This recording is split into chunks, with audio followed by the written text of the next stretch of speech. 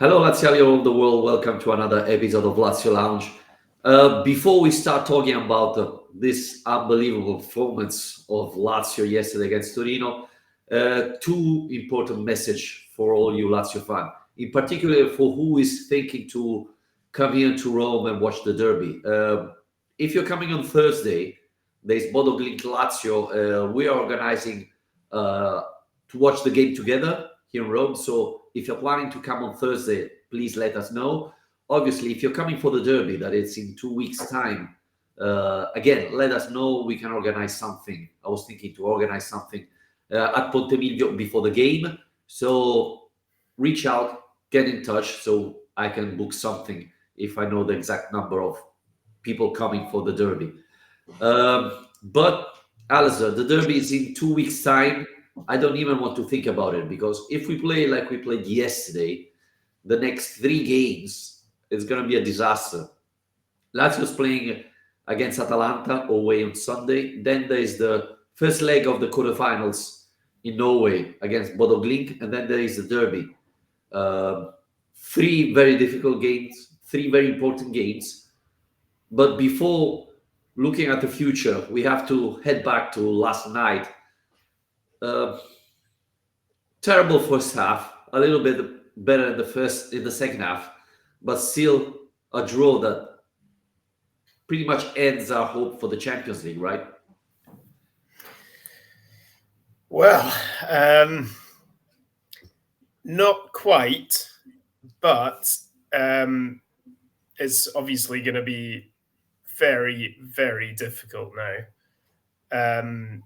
With that run of games you've just mentioned coming up, this was a must-win. I said it before the break, say it again now, especially on a weekend where they've gone and seen all our rivals winning ugly, most of them winning 1-0, but just doing enough.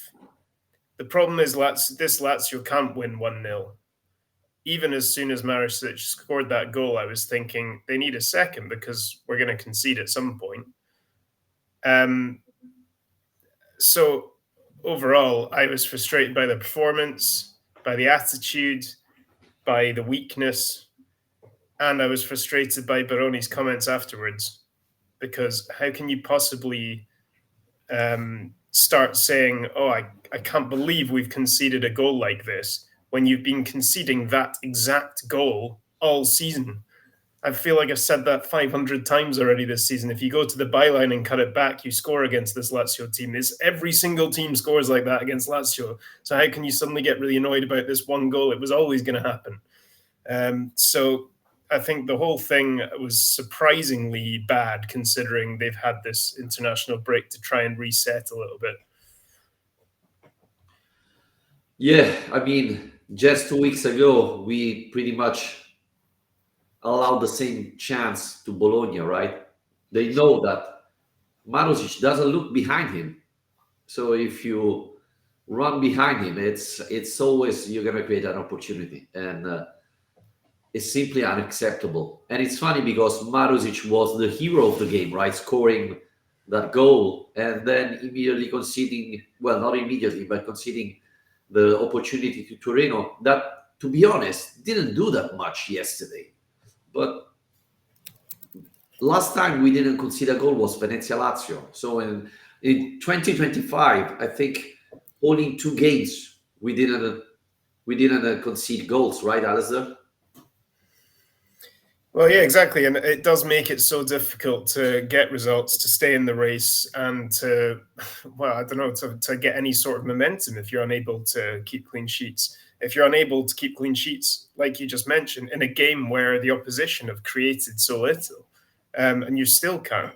And, that's why Baroni was, said he was pissed off after the game last night. But I'm sorry, you didn't have control of this match. They really didn't. Okay, you can say you're 1-0 up against a team that's not controlling much, but you can trust this team to defend. You can't trust this team to keep out goals. And I'm sorry, but their attitude towards being 1-0 up was all wrong for me. For some reason, they lost any sense of urgency. I thought they actually started the second half pretty well. I thought Noslin came on and made a good impact, and they actually did start to put a bit of pressure on Torino after an absolutely terrible first half. But as soon as they're in the lead, for some reason they thought that they could sit back and rely on that. All of a sudden they've got a chance to put a ball in behind and they're not taking it.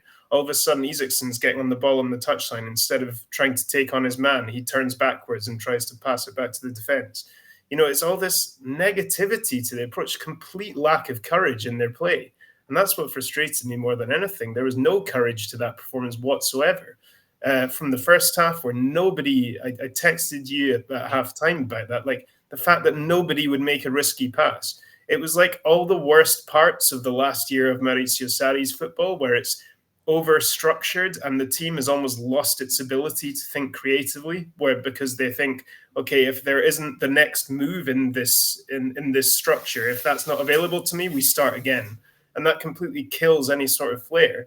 And the thing that's annoying me about this, Vittorio, is that this team has completely lost kind of what made it good in the first half of this season, which was being aggressive, being fearless, being relentless in your commitment to attack and putting so much energy into your attack. And okay, you can have some sort of tiredness, but that doesn't mean you sacrifice the entire approach. It's gone. It's completely left this team, that attitude, that approach. And Baroni has to have a big responsibility in that, but also just don't understand why the players aren't approaching games like that anymore. Well, I think, now it's the key part of the season. So I guess you feel the pressure, you feel the responsibility of the games. And, we said it, this team has players who have no experience of this level, players who are a big question mark, and probably they're proving that they're not Lazio-worthy players.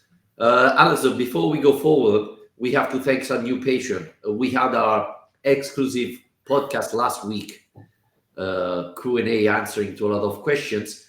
And we have to thank 3 new patrons who joined us last week. Now, it's going to be very difficult to pronounce them correct. Looking forward to this. But I'm trying. Stefan Suez, I hope so. Iai Luvit, Chris Panagiotaros. I hope, guys, I'm sorry if my pronunciation was wrong, but thanks for joining us. Remember, $2 a month to join our Patreon page, patreon.com/Lazio Lounge. We really appreciate your support. Not only a shout out when you join, but exclusive podcast just for you once a month. So thanks for your support.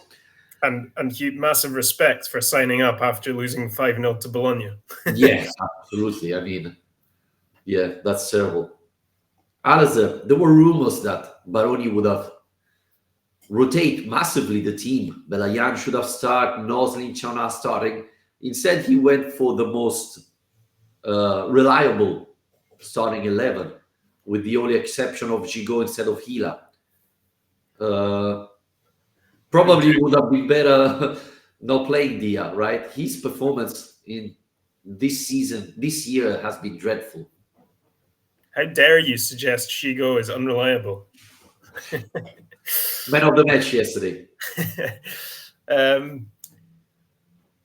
Yeah, well, the defense was rejigged, like you say. Gigot, Husai coming back in after injury, and Maricic. I guess the idea there is to have a level of kind of dependability. It's not a flashy defense, but perhaps one that is more disciplined in a way that the likes of Hila, Lazzari, and Tavares aren't necessarily. But, ultimately they concede goals. We always concede goals. So it doesn't really matter what you do with that defense until you sort out the defensive structure in this team. Like I keep saying, we'll concede goals. It doesn't matter who you pick in the back line. And then, like you say, at the other end, there's just a big problem here. I read this morning, no Lazio striker has scored since February the 15th against Napoli, which was Dia. So coming on for 2 months with no goals from our strikers. Tati's absence, obviously, in that time is a large part of that, but it really highlights how poorly everyone else has done to try and step into that void and stake their claim, because this should be a period of huge opportunity for all these players. Dia perhaps knows he's already got a spot in this team, because if it's not as a 9, it's as a 10. But I think we have to say it's been a failure across the board. Shauna couldn't do it. Dia can't do it. And Noslin isn't getting that many opportunities. I thought he was better than Dia last night by a distance. But generally this season, he hasn't been able to do it either. Well, we have to say that probably even you would have been better than Dia yesterday. I mean, did he touch the ball 4 times in the first half? I mean, he made look like the Torino defender was Nesta. He was always late, always lost the tackle. I really don't understand. We've been saying, I don't know how long on this podcast, Dia should be playing number 9, not trequartista. He played, and yesterday was embarrassing. The only thing I would say that Baroni got wrong yesterday is that he should have take off Dia at the end of the first half. He was so bad that I wouldn't let him back on the pitch in the second half. Completely disaster. The problem is, Alasdair, we're talking about Castellano missing. We're not talking about Holland or Mbappe or Lewandowski. Castellano is above average striker. He didn't score that many goals. It's not that we don't have Ciro Immobile and we're missing his goals. We're talking about a guy that we spent, like the Lazio fan base spent all of last season taking the piss out of. Yeah, I mean, he's good, but he's not a top scorer, etc. And I think we're missing him just because the other has been so bad that, I really would try Gigot next time playing number 9. He can be worse than Dia, right? So... I'm on board. I know that. So, it's been terrible. And again, yesterday, Milinkovic Savic made 2 saves in 95 minutes. It's true that the number says that Lazio had 7 shots on target, but if the shot is easy, I mean, it shouldn't count, right? We had Marusic goal, 1 shot, 1 header of Zaccagni in the first half, another shot from Zaccagni in the second half, and that was it. It's not enough, especially playing at home. I mean, last time we won at home was against Monza, nearly 2 months ago. That's incredible for a team that should be fighting for the top 8. Yeah. It's just such a dilemma, really. How do you turn this? It's like this oil tanker that's heading for shore, and you're trying to turn it around in time. I don't know, because there aren't really more options available to Baroni other than what he's already done. That's the thing. We can have plenty of criticisms around Baroni's selection and tactics in this period, but you can't say he hasn't tried different things. One of the things we were always frustrated with both Sarri and Inzaghi was how stubborn they were about their selection, and they would just keep trying the same thing over and over again when things went wrong quite often. Whereas Baroni has tried to use Chauna as a 9. He has tried moving Pedro into a trequartista. He has tried moving Dia up to the 9. He's given Noslin an opportunity there. And none of it has really offered an obvious solution. And so that is the thing that is frustrating me. I think off the back of yesterday, you probably have to say for the next game, the way I see it, like, you just got to take the small signals that you're getting. And the signals from me yesterday is that Noslin is a better option than Dia as a number 9, because he was actually making runs. That's the thing.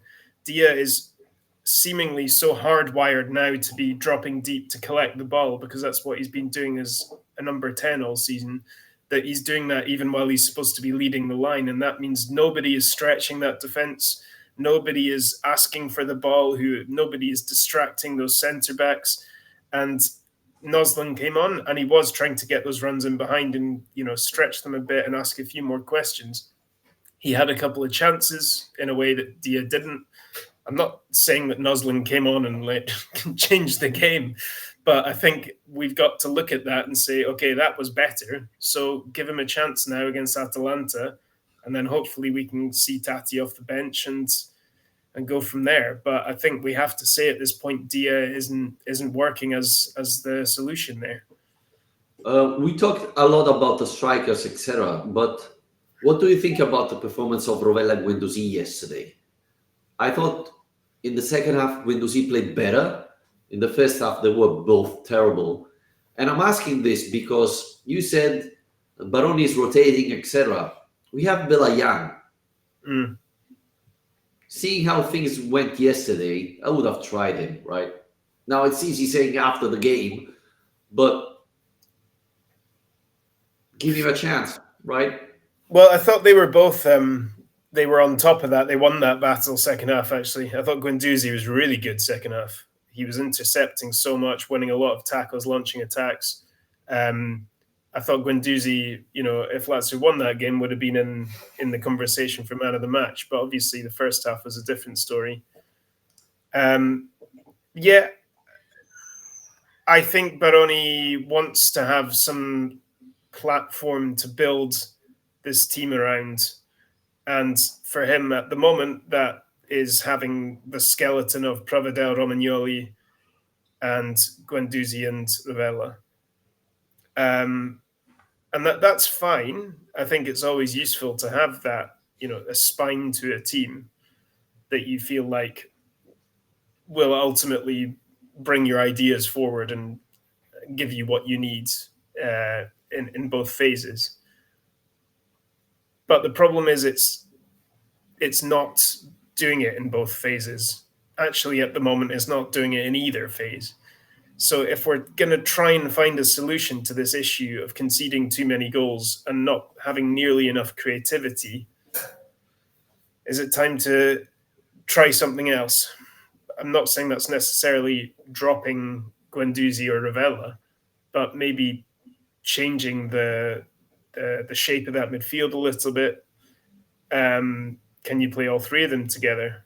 Napoli have just come across by accident this idea of having double playmakers, with Billy Gilmore got drafted into their team. Sorry to make it all about the Scots, but here we go. Because they had this injury crisis. And then him and Lobotka were basically seen as incompatible together because they're basically the same player. And then they got forced to play together, and it worked really well because you had two really good technical players in the same team. And now he's kept them in the team ever since and managed to relaunch their Scudetto charge. So maybe there's too many preconceived ideas of who can and can't play in the same team, and needs to think about that more creatively to try and find a way around this.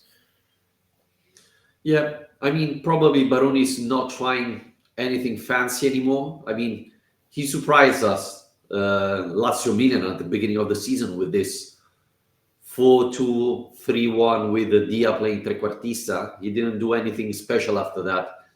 But we mentioned conceding too many goals, and we talk about Marusic. But can we talk about even Provedel? Because the shot wasn't so unbelievable. And this is not the first one who passed between the legs of our goalkeeper. It's becoming a theme.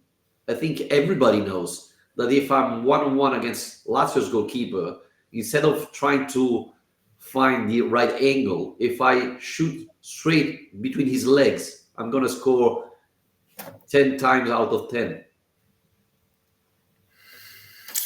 Yeah.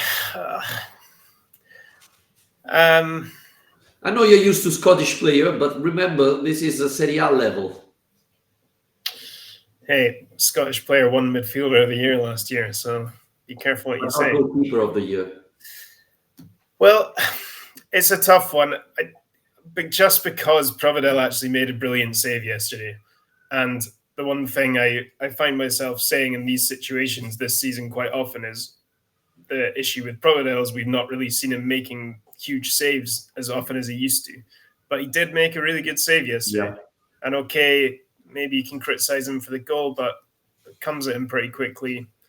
I wouldn't put it down as a huge error, basically. Okay, maybe you'd like him to save it ideally, and a world-class keeper would probably save it. But I think, like I keep coming back to, the issue is structural. The issue is tactical, strategic, because if you're constantly conceding the same goal over and over again, it suggests that there is a problem with the way this team defends, particularly in transition, but defends in general.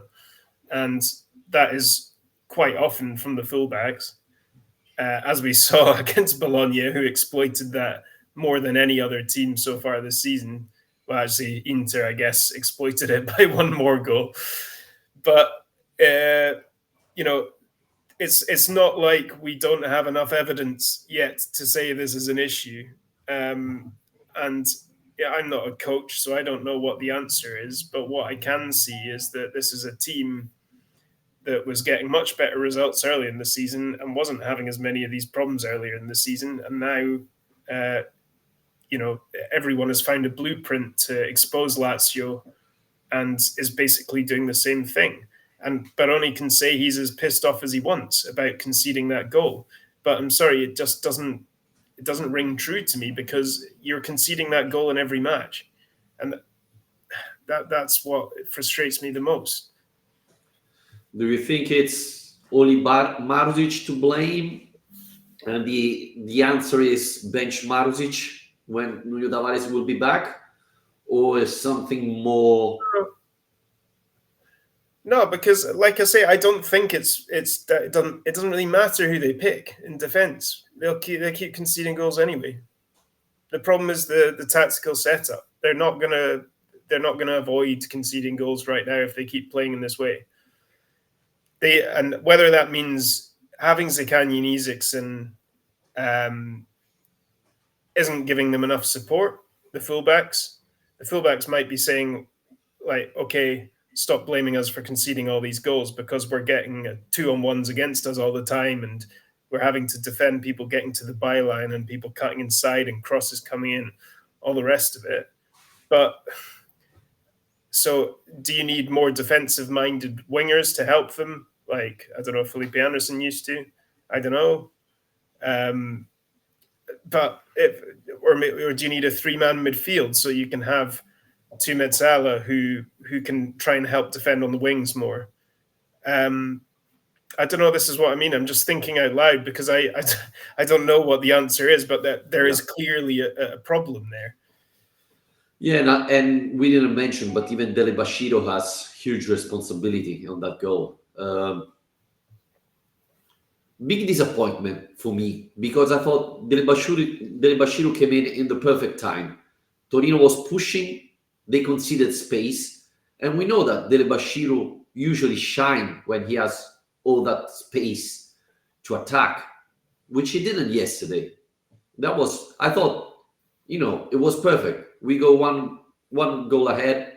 Torino tried to push to find the draw. You bring in Dele Bashiru and he kills the game, which he didn't.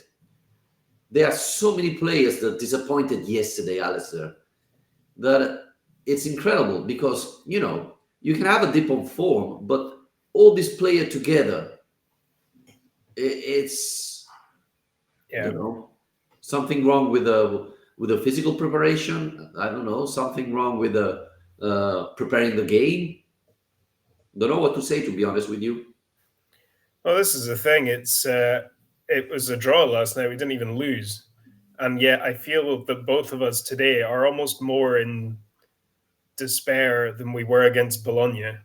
And I think perhaps that's because we hoped that the international break would provide a reset moment, that it would give Baroni time to try and think about what the problems are here and find new solutions to them. and yet we've come back after 2 weeks to exactly the same issues all over again, and no real hints that anything is different No, against a weaker opponent at home. And Vittorio, now this is 3 home draws in a row for the first time since 2006. The home form is a real issue. 1 win in 9, I think, is it? I think 2 in 11, which is incredible. And if there's one thing you want to be doing at this part of the season, it's making sure that you're using home advantage. So can I ask you, actually, because I couldn't get there last night, but what is the atmosphere like at the moment in the stands, and how has that changed? Have you noticed a change in the last, say, Yeah. month? Has there been a turning point where people have gone against the team more? Well, yesterday we have to mention the team was booed at the end of first half and at the end of the game, and I think the fans have turned their back to a lot of players. I mean, Dia yesterday was terrible, uh, but he wasn't the only one. So I think the fans have understood that this team is poor. Players are not giving the 100%, and not winning at home. It's incredible. Even because we have to say that the stadium wasn't sold out, but you had a big crowd yesterday, considering it was Monday. So the fans are very disappointed, and you can see it because last time when we lost against Bologna, the fans were still there supporting the team. Yesterday they weren't. They were tired, and as I said last time against Bologna, we are not Verona that you can lose 5-0 or 6-0. This is Lazio. It's already too bad if you lose 3-0. So Baroni has to do something. The player has to do something. We mentioned it beginning of August. This team is not good to fight for the Champions League. The start of the season surprised us and give us an opportunity that we didn't pick up. And to go back to what you were saying, Bologna is playing amazing football. At home, I don't know last time they lost because it was so far back in the days that people don't remember. The winning games. Torino is above average team who has nothing to ask this season anymore. And you had only one result. Yesterday, you had just to win. The draw or losing doesn't change nothing. Doesn't change nothing. We are out of everything at the moment. So, even losing would have changed that much. Yeah, and the reason I said at the very start that the Champions League isn't actually quite over yet is actually it's really just because of the fixture list and what's up next. Because having Atalanta will be doing everyone a favor actually if we win, because if we win, Atalanta are properly dragged into this top 4 race, when 2 weeks ago we were talking about them pushing for the Scudetto.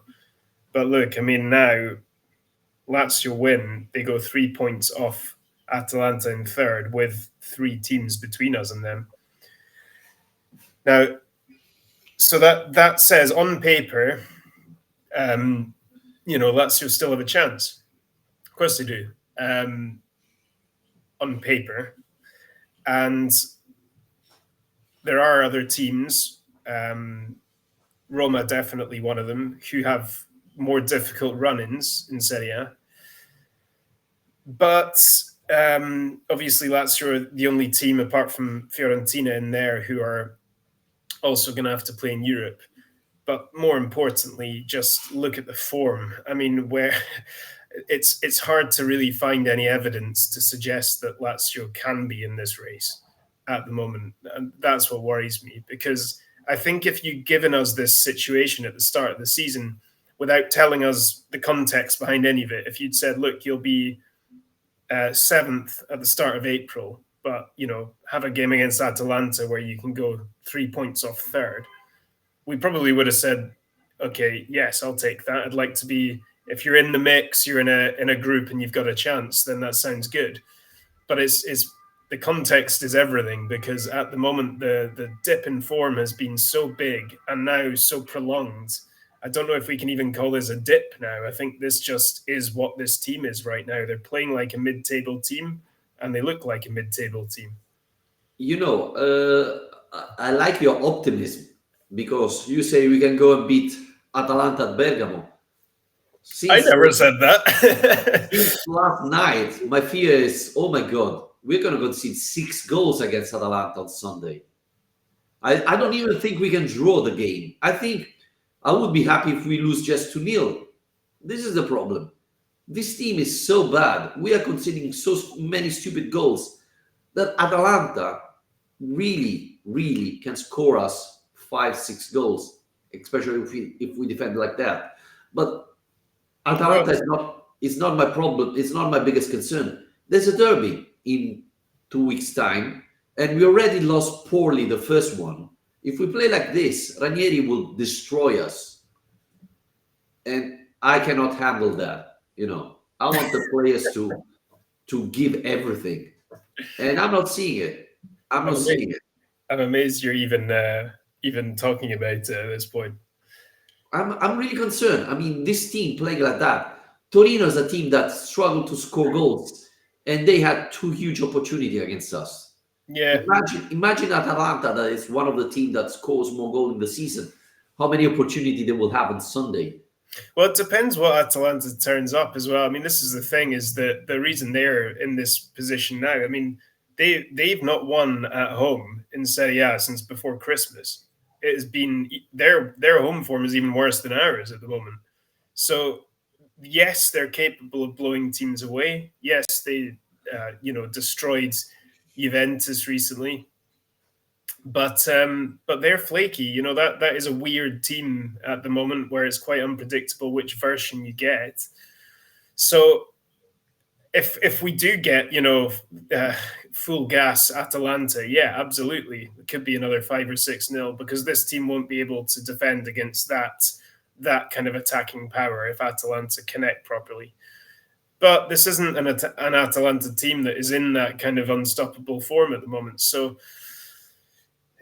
they can't go into it feeling like they're huge underdogs, because they do have a big opportunity there still. But it's properly over in the next 2 weeks if they don't buck up their ideas and just find a bit of pride and courage and something like remember what you used to be, because this is the same group of players. um, we weren't talking at the start of the season. Like now we're talking about losing Tavares and Tati like it was Milinkovic, Savic, and Immobile were out with ACL injury. It's not the same. No, Yes, those absolutely. guys have been important. They've made an impact this season, but the first half of the season, we weren't relying on those two to do everything for us in every game. They've made big contributions, don't get me wrong, and we'd much rather have them in the team than not. But it's not like Lazio being dependent on those guys when they were doing really well earlier this year. It's the whole thing collectively has to improve. And, and Um, and the question we have to ask ourselves is, what would have happened if Isaacsen didn't pick up? I mean, in the last 2 months, Isaacsen has been great, and that has been a big surprise for a lot of our fans, right? So imagine if Isaacsen would have keep going like in the first 2 months of the season, how bad we would have been. And I thought Zakani is not performing as everybody expected.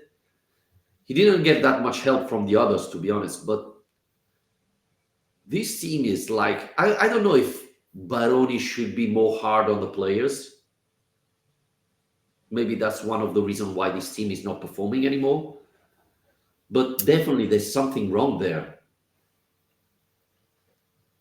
yeah, well, yeah, absolutely there is, and there are he has tried a few different things, but there are other things he can still try. But like you said But earlier, I think maybe the time has passed for him to try new things now. I Yeah, don't know. but Don't know if he's going to want to.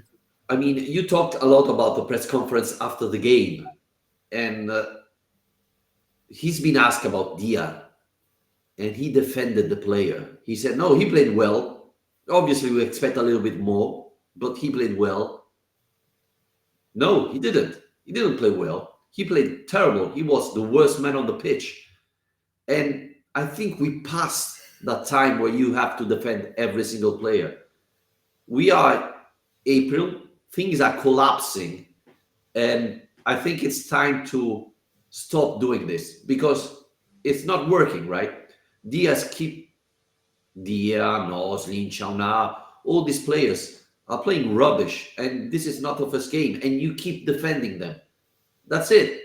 I mean, next game Dia played bad or worse than this. Baroni should say, no, Dia has been terrible. It's not, I don't know what's going on, but he cannot play again like this. If he play like this, he has to go back to Salernitana. This is Lazio. This is a different level. But the kind of good vibes approach is something I guess that Baroni did try and keep consistent from this first half of the season to this.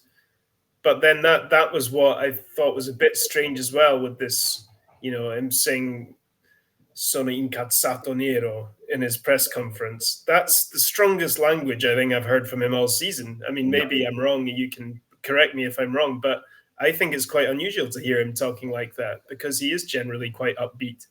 Yeah, but he was a bit because of the goal we conceded. I would have been because, as we mentioned at the beginning of the podcast, we are not trying nothing.